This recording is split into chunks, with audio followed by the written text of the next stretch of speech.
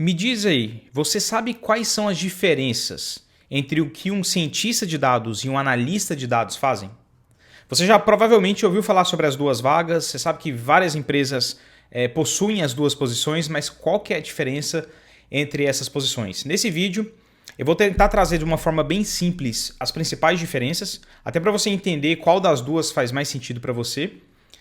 E só para te lembrar, meu nome é Danilo, seja muito bem-vindo ao canal Carreira Alfa. Se você não for inscrito, se inscreva aí que é de graça. E no último vídeo eu explorei bem essa posição de analista de dados. A gente viu de tudo ali, desde salário até o que você tem que fazer, o que você tem que desenvolver para se tornar um bom analista de dados. Onde você vai procurar vaga e a importância de um analista de dados para uma empresa.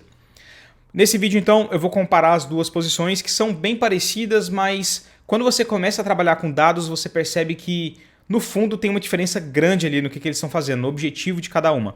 E as duas são essenciais para uma empresa que é estruturada em cima de dados. A principal diferença, então, é que enquanto o analista de dados está focado em problemas que são mais específicos, ou seja, ele está focado em coisas concentradas ali do negócio, tentando entender os dados históricos e explicar o que está acontecendo e trazer isso para o negócio, para tomar decisões do negócio, o cientista de dados ele já está mais envolvido com métodos diferentes. O próprio nome ciência, né, são métodos diferentes para tentar entender correlações daqueles dados.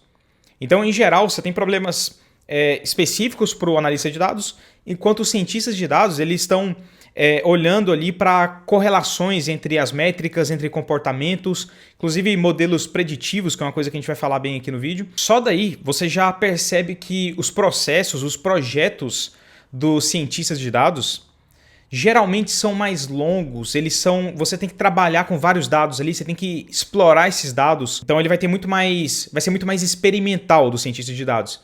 Então, geralmente, numa startup que tem projetos que demoram ali, sei lá, de 1 a 2 semanas, mesmo assim, se você tem um time de cientistas de dados, é muito comum ver os projetos demorarem 3 meses, às vezes.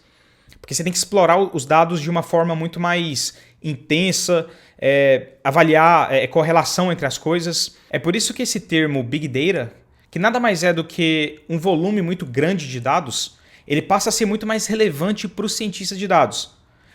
Porque essa pessoa vai ter que trabalhar com correlações, então se você tem um volume pequeno, você não vai conseguir ter muitas correlações, você não vai conseguir explicar muitas coisas. Te dando um exemplo, vamos supor que você trabalhe numa empresa que tenha demanda de, sei lá, pessoas que compram tênis pelo aplicativo ali. O cientista de dados ele vai explicar como é que a chuva, se está chovendo mais ou menos naquela cidade, vai impactar a compra de um determinado tipo de calçado. Esse tipo de correlação. Não sei nem se faz sentido, se vai mudar tanto assim. Mas o cientista de dados vai ser a pessoa que vai conseguir entender esse tipo de comportamento com mais detalhes. Não estou dizendo que o analista de dados não vai conseguir. Ele vai, só que em geral as funções do analista de dados estão muito mais assim, para gerar um relatório em geral sobre o comportamento do que está acontecendo naquela cidade, um relatório de tendências gerais, enquanto o cientista de dados ele vai se fechar ali numa sala ali para tentar entender qual que é o impacto que a chuva tem na compra de um determinado tipo de produto. Além disso, quando a gente pensa na qualidade desses dados, os dados que essas pessoas vão trabalhar, a gente geralmente tem uma qualidade superior nos dados que o analista de dados vai trabalhar. Então ele vai ter o acesso ali ao Data Warehouse, muitas vezes ele já até tem ali no Excel o que ele vai trabalhar. E aí esses dados já estão trabalhados, já estão ali de uma forma bonitinha ali na tabela. Geralmente, tá? Tem muitos desafios também de limpeza de dados também para os analistas. Enquanto isso, geralmente os cientistas de dados vão trabalhar com dados que têm uma baixa ou média qualidade. Eles vão ter que transformar, limpar esses dados, depois transformar esses dados de uma forma que seja mais compreensível, que dê para trabalhar com eles. Isso que a gente chama geralmente de raw data, né? Então aquele dado cru que está ali no banco de dados. E muitas vezes você acaba pegando também dados de chuva, por exemplo, que muitas vezes você não vai ter nos bancos de dados, mas você vai ter que comparar essa chuva que está vindo às vezes de uma fonte que não está tão limpa assim. Eu espero que essas diferenças tenham ficado claras para você. E uma tendência que eu vejo muito no mercado é o analista de dados focar nessa carreira, tentar se tornar um cientista de dados um dia. O que faz muito sentido também, porque se você para pensar nas duas funções, as duas têm que ter uma expertise muito grande em determinados assuntos, são diferentes. Não quer dizer que o cara, só porque ele é um cientista de dados muito bom, ele vai ser um analista de dados muito bom, e vice-versa. Mas um comportamento que eu percebo no mercado é que enquanto o analista de dados pode ser representado por tocar violão, o cientista de dados vai ser representado por tocar violino, por exemplo. Por que essa comparação? Em todos os dois, você pode ficar muito bom. Você pode treinar e se tornar tipo, uma pessoa muito boa naqueles instrumentos. Você pode estudar a vida inteira, inclusive, e ainda vai ter coisa para você aprender.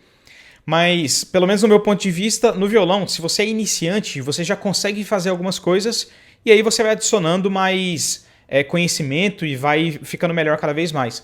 No violino, a mesma coisa acontece, só que esse primeiro passo que você tem que dar, ao meu ver, ele é mais complexo, ele é um passo mais largo do que do violão.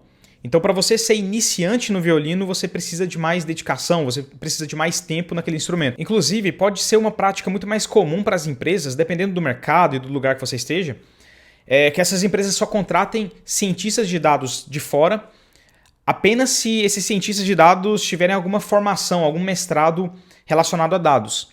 E isso é bem menos comum na área de analista de dados. Então, existe essa tendência também da pessoa que é analista de dados, ela depois, sabendo que tem muita coisa em comum ali, todas as duas estão trabalhando com dados, ela, no começo da carreira, focar nessa parte de análise de dados e com o tempo, assim que a pessoa vai aprendendo mais sobre ferramentas que os cientistas de dados utilizam mais, ela vai migrando gradativamente ali para essa área de ciência de dados. Isso é bem comum, muitas pessoas procuram isso, porque todas as duas, como eu disse, estão relacionadas a dados, e o cientista de dados acaba trazendo uma profundidade maior em geral para os projetos. Mas o que acontece muito também, que eu até comentei no outro vídeo, é o analista de dados ele ir para essa parte do negócio, do business. Então a pessoa começa a se envolver mais com essas medidas que são tomadas a partir dessas análises e vai se envolvendo com as ações também, com o plano de ação e acaba migrando para essa parte do negócio em si. Então, todas as duas são bem comuns, a gente chama isso de carreira em Y para o analista de dados. Então, assim, o Y significa ou ela se torna mais generalista e vai cuidar de ações específicas ali, se torna um gerente de projetos ou gerente de algum tipo de alguma área ali, ou ela vai para esse outro lado do Y, que é se tornar mais especialista em dados, e aí um passo bem natural é se tornar um cientista de dados. Espero que tenha ficado claro. Meu nome é Danilo. Se inscreva no canal se não for inscrito ainda e até o próximo vídeo.